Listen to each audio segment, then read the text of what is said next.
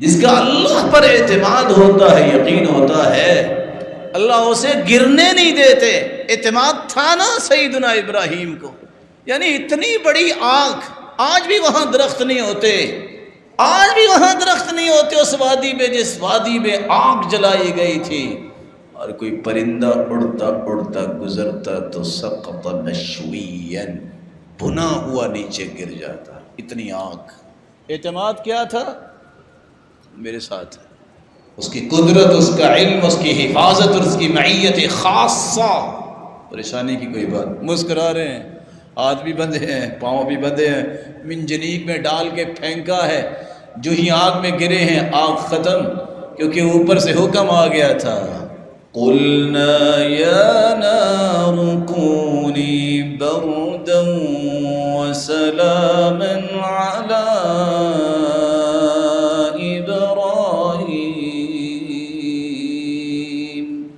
عبارت کتنی خوبصورت ہے، بس ابراہیم کے لیے ٹھنڈی ہونا ہے۔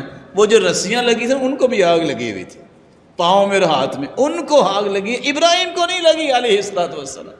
جب رسیاں کھل گئی، ہاتھ بھی کھل گئے، باقی سب باغ بن گیا۔ اور باپ دیکھ رہا تھا ابراہیم علیہ الصلوۃ والسلام کو، کہتا نعم الرب ربک یا ابراہیم، وہ ابراہیم تیرا رب تو بہت بڑا نکلا، اس نے کچھ ہونے ہی نہیں دیا۔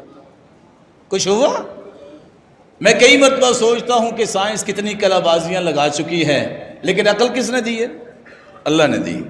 لوگ سمجھتے ہیں کہ یہ کافروں کو کمال ہے، ہماری بات پہ لوگ غصہ کر لیتے ہیں۔ ہم کہتے ہیں کہ کافر مسلمانوں کے غلام ہیں، یہ نوکر ہیں تو نوکروں کو کام کرنے دیا کریں۔ مسلمان نے تہجد پڑھنی ہے، نمازیں پڑھنی ہے، روزہ رکھنا ہے، نیکی کے کام کرنے ہیں، چاش پڑھنی ہے، اوابین پڑھنی ہے، سنتے پڑھنی ہے، دعائیں کرنی ہیں۔ ان کا کام کیا ہے؟ بنائیں چیزیں مسلمانوں کو بھیجیں تاکہ ان کے لیے آسانیاں ہوں۔ تو نوکروں کی باتوں پہ خوش نہیں ہوا کرتے، ان سے کام لیا کرتے ہیں۔ ایک چھڑی جو سیدنا موسیٰ کے ہاتھ میں تھی، اللہ نے حکم دیا فَاضْرِب بِعَصَاكَ الْبَحْرَ، اچھا سمندر میں چھڑی مارو نا۔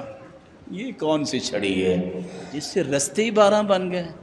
یار میں کبھی سوچتا ہوں، آپ بھی سوچیں، ہم آخر انسان ہیں، کہ وہ چھڑی تو ماری سمندر میں، اتنا بڑا پانی، خشکی کیسے ہو گئی؟ ایک نہیں، رستے 12 بن گئے۔ کیسا ملٹیپل یہ ڈنڈا تھا کہ ایک مرتبہ مارا اور 12 رستے بن گئے۔ اور پھر اس کے اندر کیسے کیسے فنکشنز رکھے اللہ تعالیٰ نے۔ فرعونیوں نے شاید سمجھا کہ رستے ہم بھی یوز کر سکتے ہیں، لیکن یہ رستے بنے کن کے لیے تھے؟ اللہ پر ایمان رکھنے والوں۔ جو ہی وہ گزر گئے، فرعونی اپنے لاؤ لشکر لے کے آئے، تو اللہ نے حکم دیا کہ معاملہ تو حل ہو گیا ہے، پانی تم چلو۔ پھر تو پانی نے چلنا شروع کر دیا۔ تو فرعون اپنی پوری لاؤ لشکر سمیت، اپنی ملت سمیت جو ہے وہ پانی کے حصے میں آیا، سارے ڈوب کے مر گئے، فرعون سمیت۔ لیکن اللہ نے کہا اليوم فاليوم ننجيك ببدنك لتكون لمن خلفك آية، فرعون تجھے میں نشان عبرت بناؤں گا۔ پانی کا حکم دیا، اس نے اچھال کے پھینکا، اور آج بھی لوگ دیکھ رہے ہیں کہ یہ پڑا ہوا ہے جو کہتا تھا انا ربکم الاعلی، میں ہوں بڑا رب۔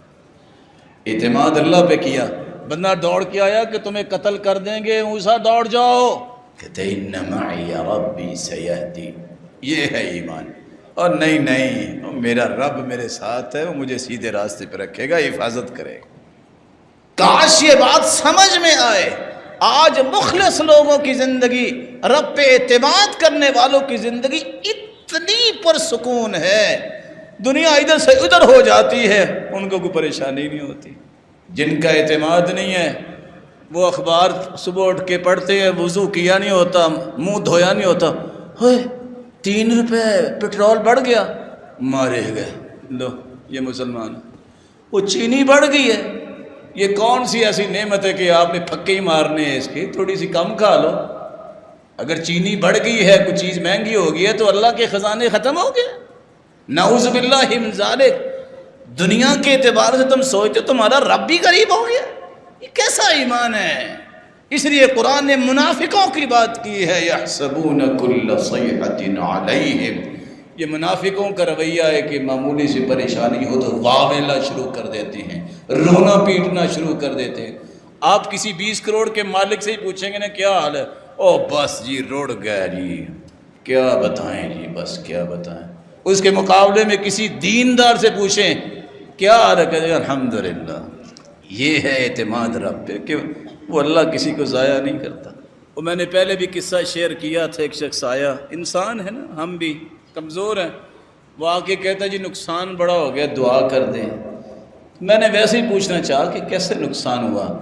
کہتے جی 35 لاکھ روپے کا نقصان ہو گیا۔ اب یہ ایک بڑی اماؤنٹ ہے تو بندے کو پریشانی ہوتی ہے، تو دعا بھی کی یا اللہ اس کا نقصان پورا کر دے، تو اس کا بھلا فرما اللہ تعالیٰ، اس کے لیے آسانی فرما۔ میں نے ویسے ہی عذرائے تفنن پوچھ لیا کہ نقصان کیسے ہوا؟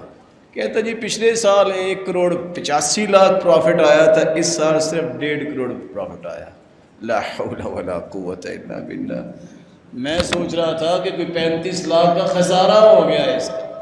جہاں ایمانی حالت یہ ہو، حدیث کہتی ہے جس کے پاس صبح اور شام کا کھانا ہے، اسے کوئی بیماری نہیں ہے اور اس بندے کو خوف نہیں ہے، سمجھ لے فَكَأَنَّمَا حِيزَتْ لَهُ الدُّنْيَا بِحَذَافِيرِهَا، اللہ نے دنیا کی ساری نعمتیں اس کی جھولی اور دامن میں جمع کر دی۔ ایسے لگتا ہے کہ آپ کے پاس 2-3 دن کا کھانا تو ہوگا نا، کیا بھائی؟ پھر رونے کی کون سی بات ہے؟ میرا رب ضائع نہیں کرے گا۔